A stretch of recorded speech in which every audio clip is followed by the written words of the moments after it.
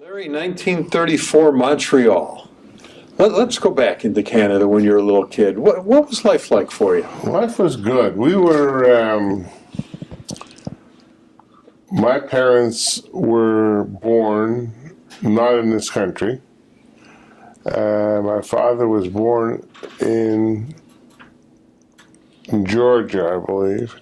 Not Georgia, but Georgia down where Putin was working. My mother, I think, was born in Poland. They emigrated here in the 20s, if I recall right. We had, as a little kid, my father was living the Canadian success story. I mean, he started off as a small manufacturer. We lived in apartments. It seems to me we moved every other year, every time to a little nicer neighborhood, to a little nicer apartment. Changed schools several times because of school districts. Schools were very important to us because schools really were one of the two reasons we moved to Canada. And the Jewish community in Montreal was had a bit of a shtetl mentality. It really did. It was big. It was in a city of perhaps a little over 1 million. There were about 100,000 Jews. We sort of kept to ourselves. I lived in areas that weren't completely Jewish. I remember being beaten up because I was Jewish. When I was 11, we moved into our own home. My father bought a house, which was a big deal to have your own house. It was what we called a semi-detached cottage. Means it was like two individual houses with a common wall. There are places like that. We had a basement. Everybody had a basement. And I went to my second school that I can remember. In the 6th grade, my father couldn't write a complete sentence. He did not speak with an accent, but he wasn't book literate. And my mother never worked. God knows we could have used the second income, but you don't send your wife out to work. Did your grandparents also come to this country? Yes, we're here. I never knew my paternal grandfather. He died somewhere in Russia. Do you know what he was doing in Russia for a living? They say he was a doctor, but there are a lot of embellished stories about my grandparents.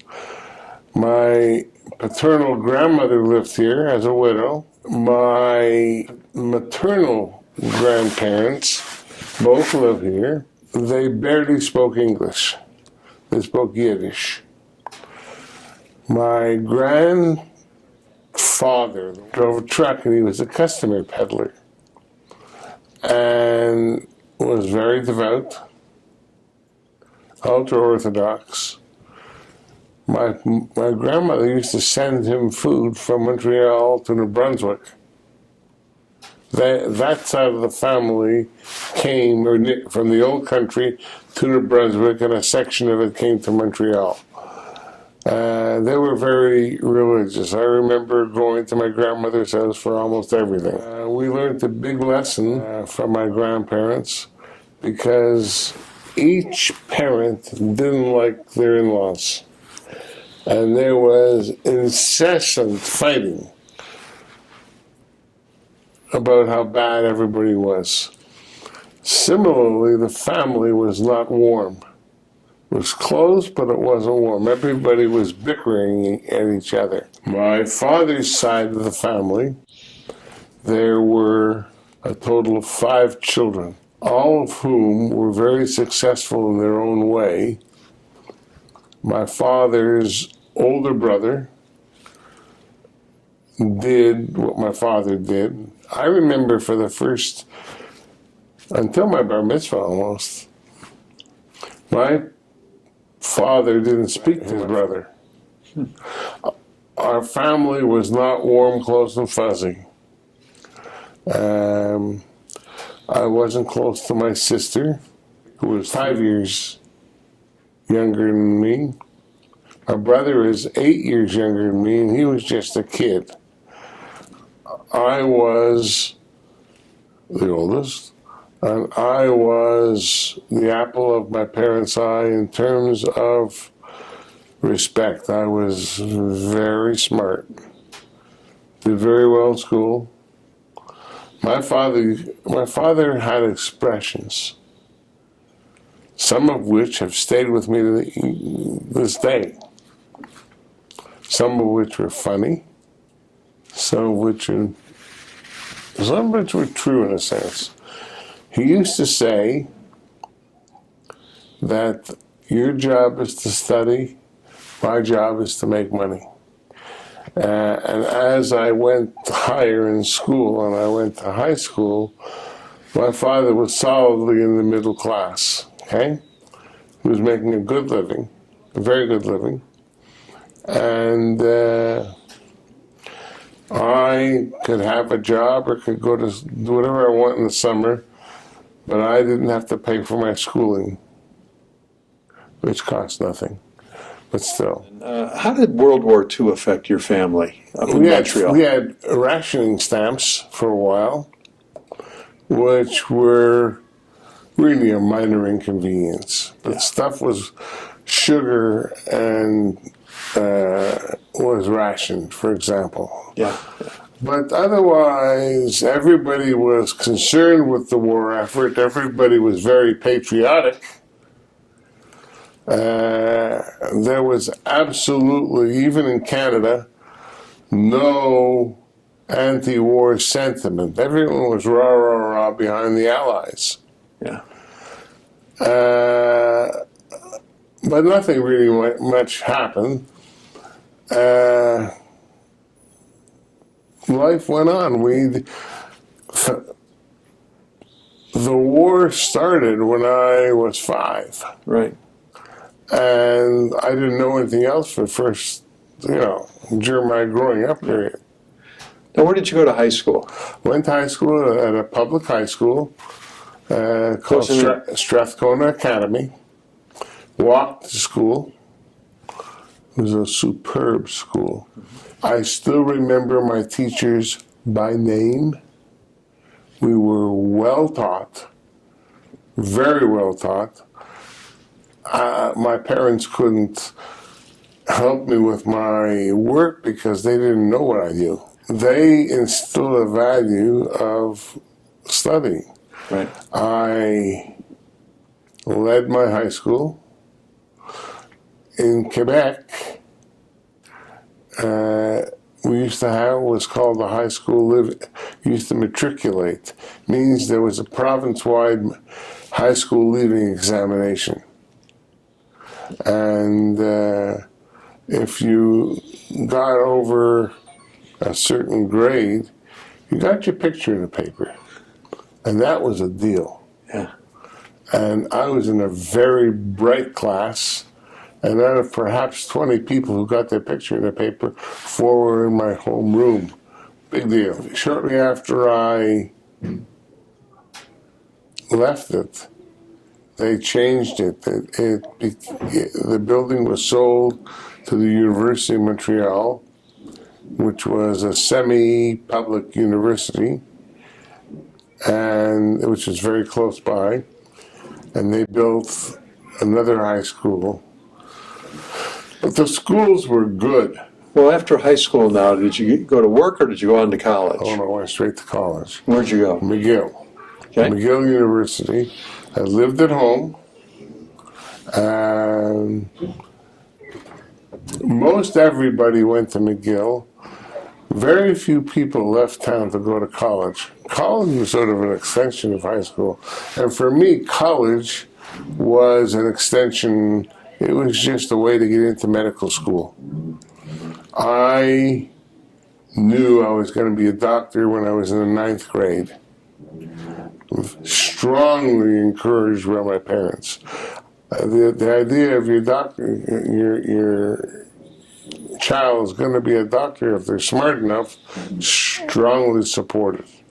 That worked well for me because I wanted to go to medical school. I was encouraged strongly by my parents to go to medical school.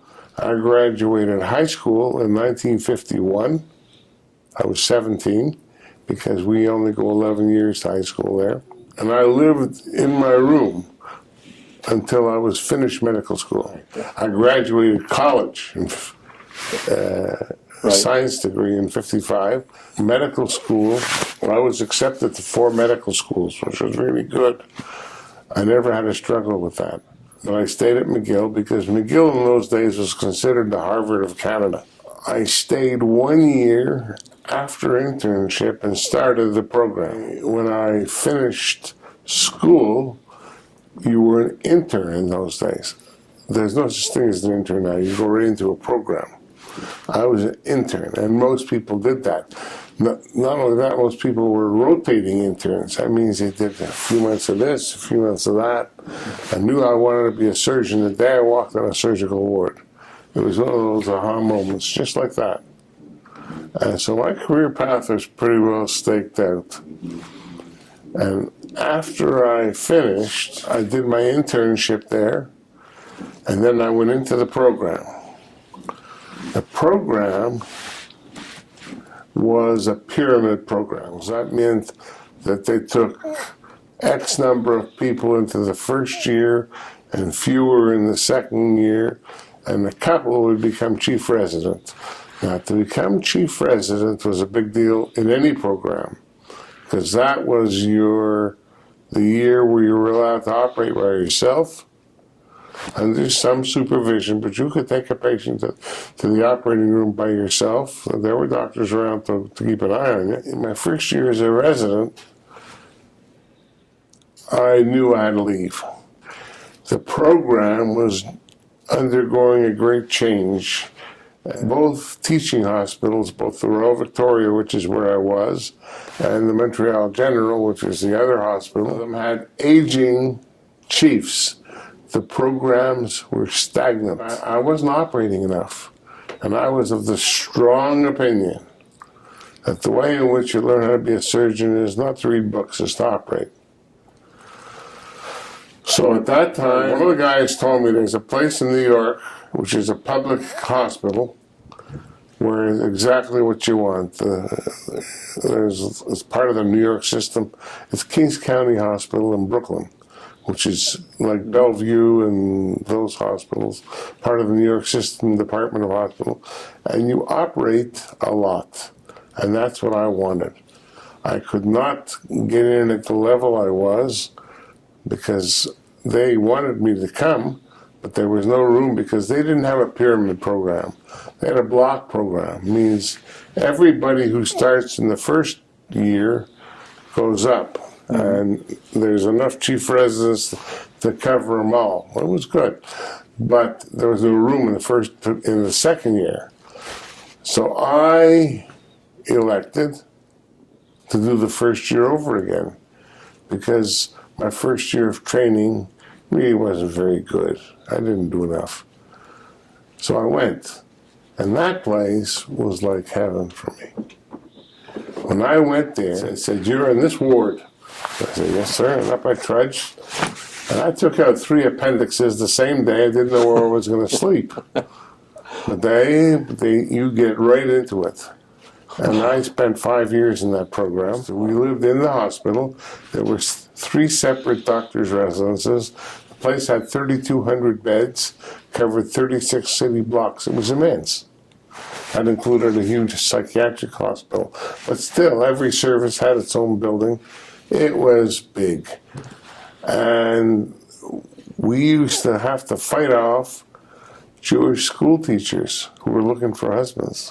One day, my wife, who was a Canadian girl, my wife-to-be, Canadian girl, was given tickets to a series of Broadway shows over Thanksgiving, and her buddy came from Northern Ontario, which is where she came from.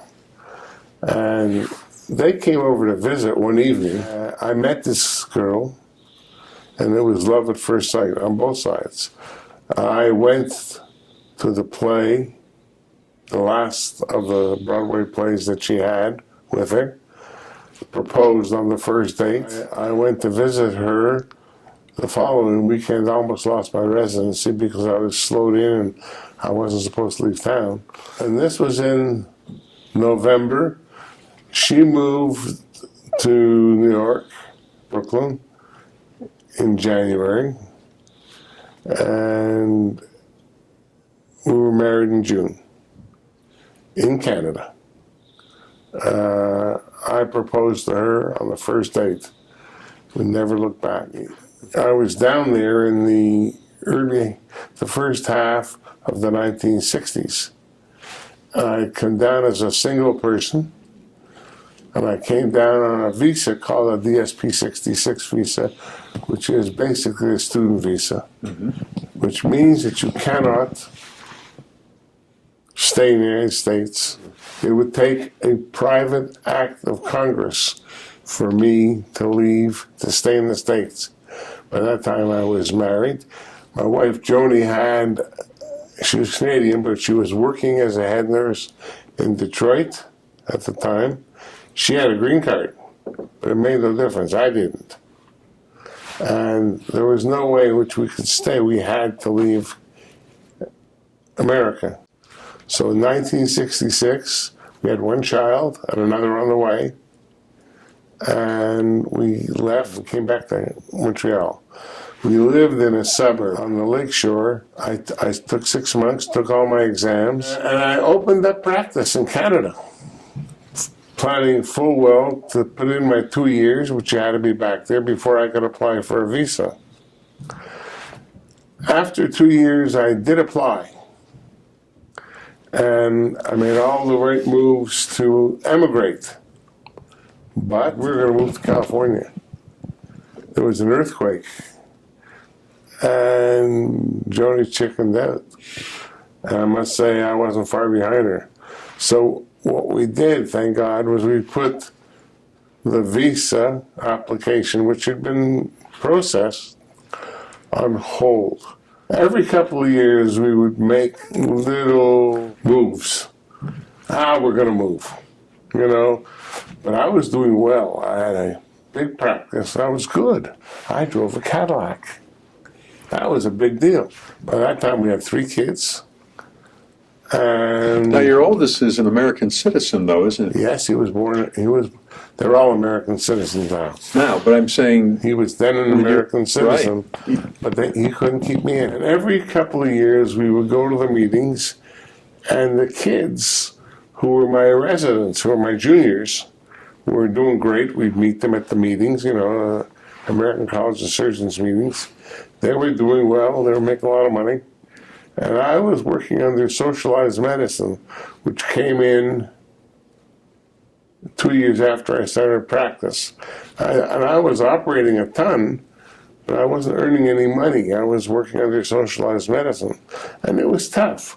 I was used to the fact that if I put up my hand and said, look, a piece of 3/0 suture, they say, well, we don't have 3/0 suture. The hospital didn't pay the bill, the government check didn't come in time, which is like 4/0 or 2/0. I lived under that, and it was tough. In the fall of 1966, seminal year, we had 3 little boys. Everybody went to public school, okay? The kids were in grade school, and they couldn't go back to school because the English teachers and the French teachers were striking one group against the other. The province of Quebec, I must tell you, has 3 separate public school systems. They are confessional.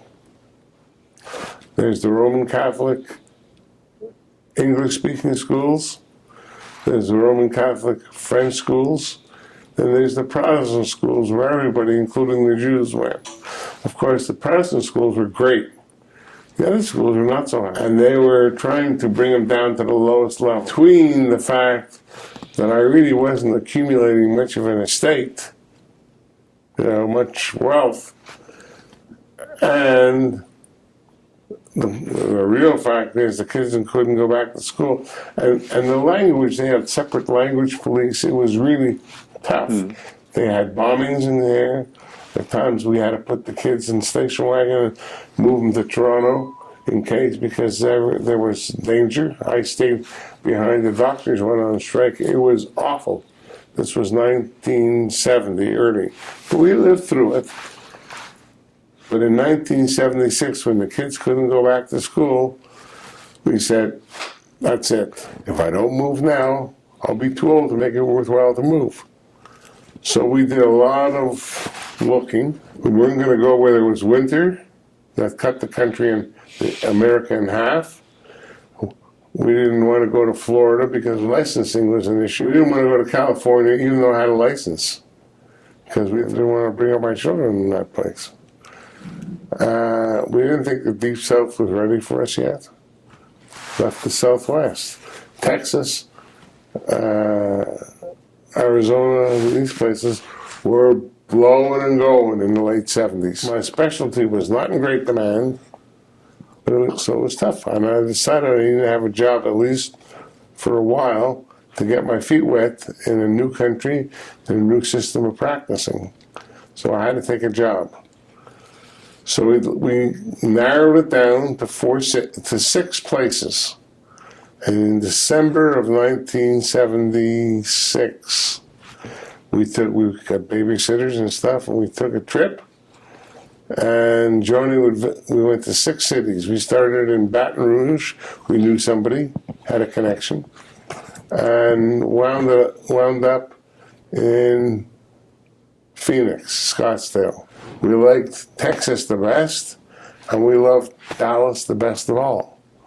We had the most tenuous job in Dallas, but we loved the city. We're leaving because of the living situation, so we're going to move to a place where we think the living situation is the best. And that's what we did. We moved to Dallas. We bought a house over a weekend in the wrong section of the city. We didn't know from independent school districts. The school was great, but my kids came home, and Mark, my oldest, came home one day, was all beaten up.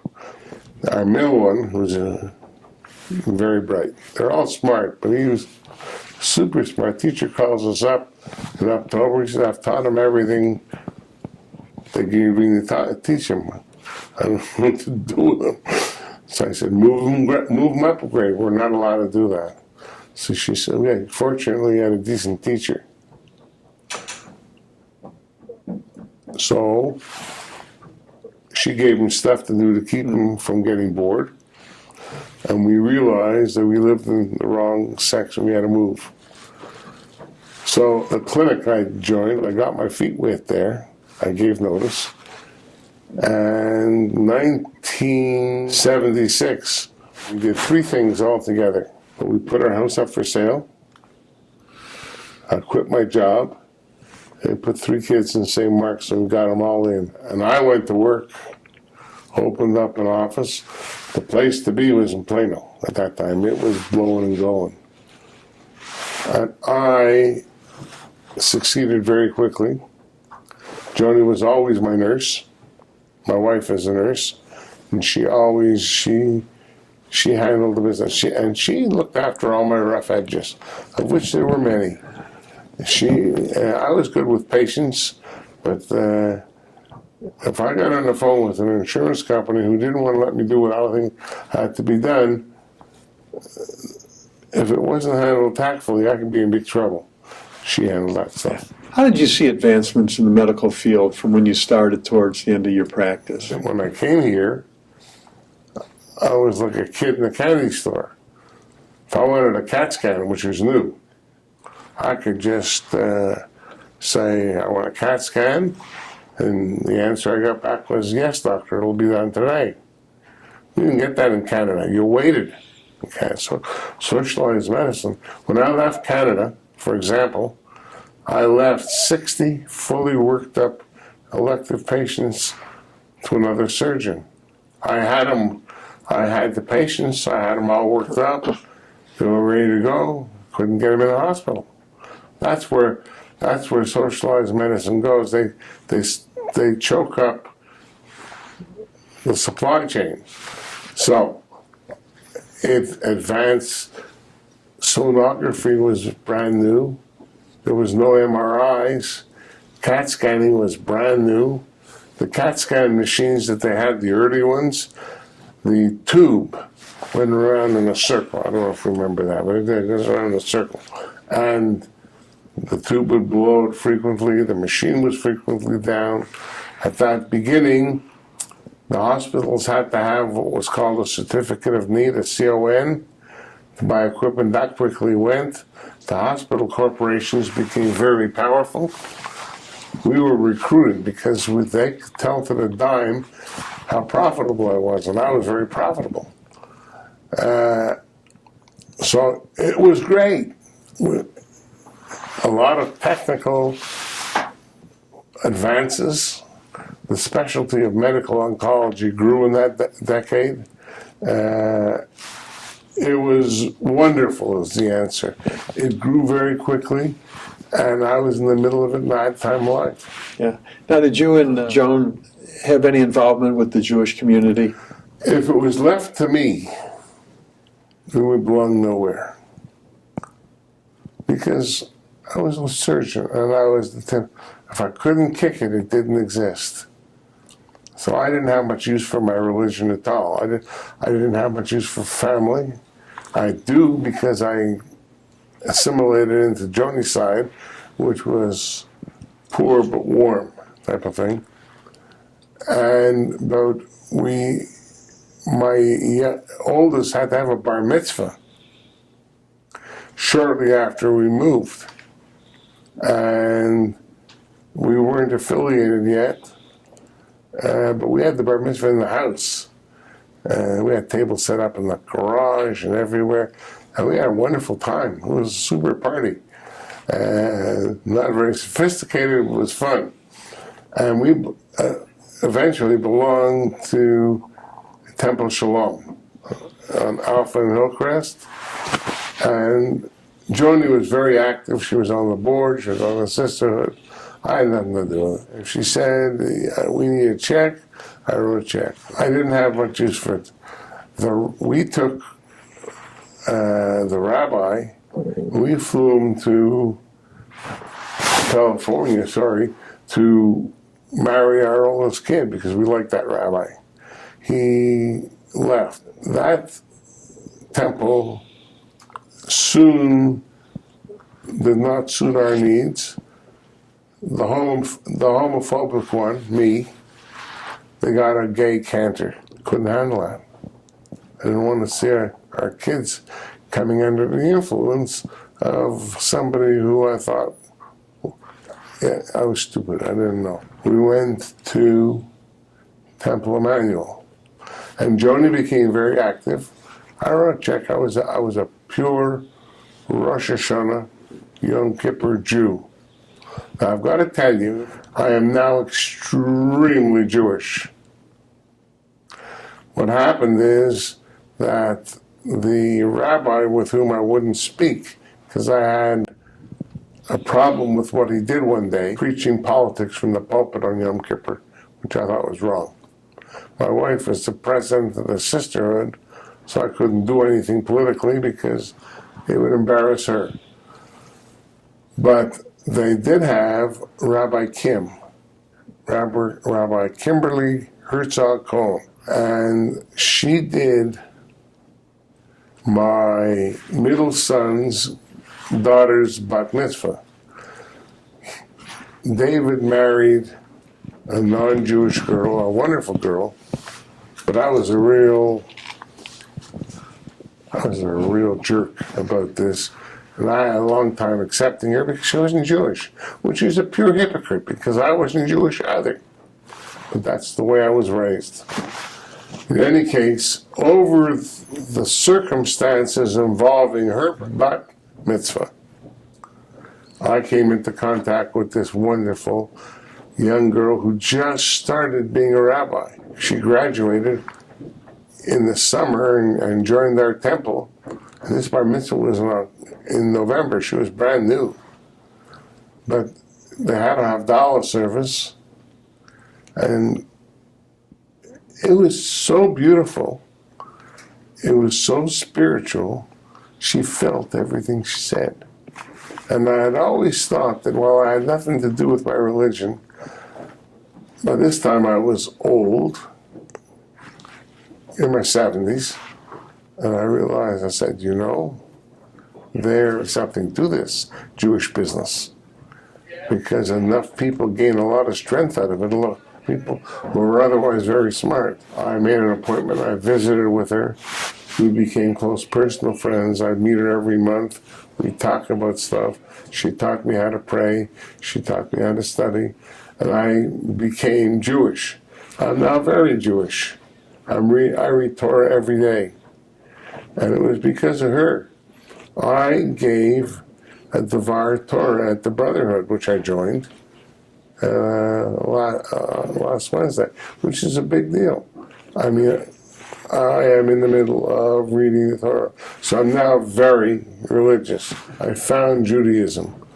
Joni is extremely active. Finally, after many years, they're making her the sister has it, women's stuff. Woman of the Year or Hall of Fame, whatever. She's being inducted. So we are very involved with the community. Our kids, they don't really feel Jewish, and that's my fault, because I didn't raise them that way. But they follow, and they do their thing, and but they're still Rosh Hashanah Yom Kippur Jews, even though my youngest son, who's an attorney and a good one, does all their legal work pro bono. They put him on the board for that. He's active that way. He's done a lot of good things. What's the happiest time in your life? My happiest time in my life probably was the party we had. We had our 50th wedding anniversary, which was summer before last. We have 3 very successful, big, huge, bright, strapping boys. 2 lawyers and 1 guy who is an MBA in California. And they have bright kids, all of them. All their kids go to private schools. My youngest grandson just got into St. Mark's. So there's 2 of them are in St. Mark's. Well, you and Joni have 3 kids, 7 grandkids, and 1 on the way. Yeah. What advice does Grandpa have for the next generation? Become Jewish early. Coincident with my finding my Jewishness, my middle son married a non-Jewish girl 20 years ago, Amy. They have 2 children. She, Amy, stayed non-Jewish, but she became more Jewish in practice than any of us. The kids, her 2 children, were brought up very Jewish, and they wouldn't let her touch the Torah when her daughter was bat mitzvah, and that was the straw that broke the camel's back. She says, I'm going to convert. So she did. They dunked her in the mikveh, and she's Jewish. Well, I've gotten along better with her for the past 15 years. We always got along, but I took Amy, and Amy looks at me like you look at a silly old bugger, you know. Amy's also an attorney. Just in closing, we've started a small little Jewish family dynasty in Dallas. You know, I mean, there was nobody in Dallas. Yeah. And now there are 3 families, including our own, and they're all very active. So it's been wonderful. So when he told me to come and document my story, I said, you know, this is a good Jewish thing to do. Our story should be kept. You did good. Thanks for coming to do this. It's fun talking about yourself.